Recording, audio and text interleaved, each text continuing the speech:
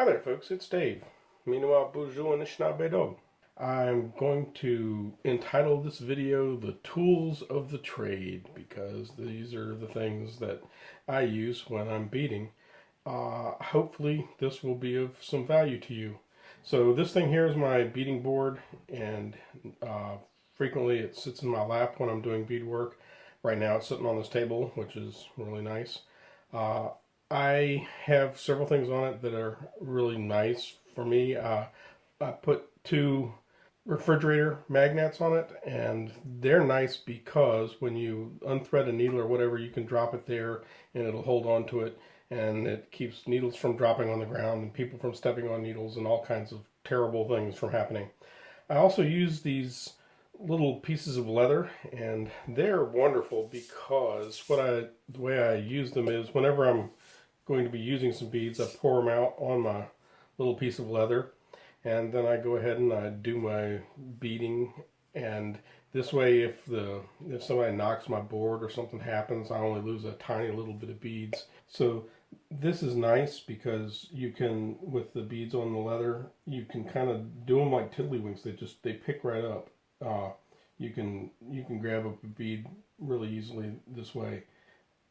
So that's another great thing about doing this. And of course, the best part of it all is when you go to put them away, you can use them as a funnel and funnel things back into your bead tube. And that way you can clean up real quickly and be on your way. So that's a great way of doing things. This is my little tool roll that I use to carry my tools around. And so these are just some things that are really that you kind of have to have. The scissors you have to have. These are just a little pair of embroidery scissors. The next thing that you maybe not need but definitely want is a pair of needle nose pliers. Now you can use cheapo needle nose pliers, and the secret is that if you get a pair that the ridges and valleys line up perfectly so that they grip together nicely, you can get away with using a cheapo pair of needle nose pliers, and these are that.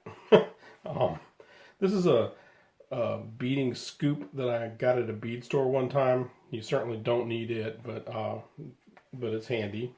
And of course, my pencil for marking like where my step up is or those kinds of things. Actually, I use this mostly when I'm accosted by the hordes of beading groupies that come around and want my autograph.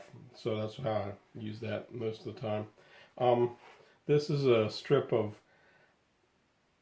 starter strip for doing 2-drop peyote. If you're going to make it into a fabric and not have it wrapped around an object. And this is, of course, a ruler, which is just handy as it can be. A lighter. Lighters are really useful for burning the ends of the thread.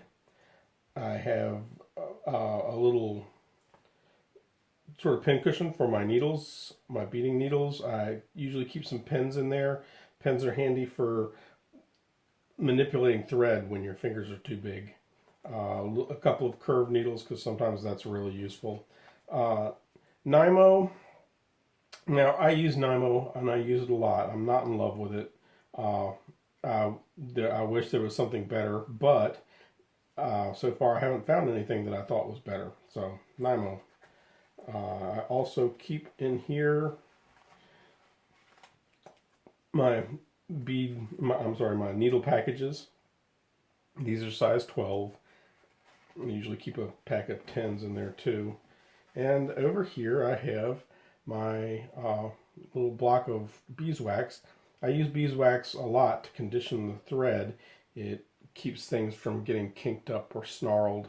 And I mean, not that kinky is bad, but snarling is definitely bad. Okay, so there you go. Those are the tools that I use the most. And I hope that's useful to you. You certainly don't need all the stuff that I have here, and you don't need to make yourself a case to carry it in or any of that kind of thing, but there's a few of those things you just absolutely need to have in order to do beadwork at all. Thank you for listening.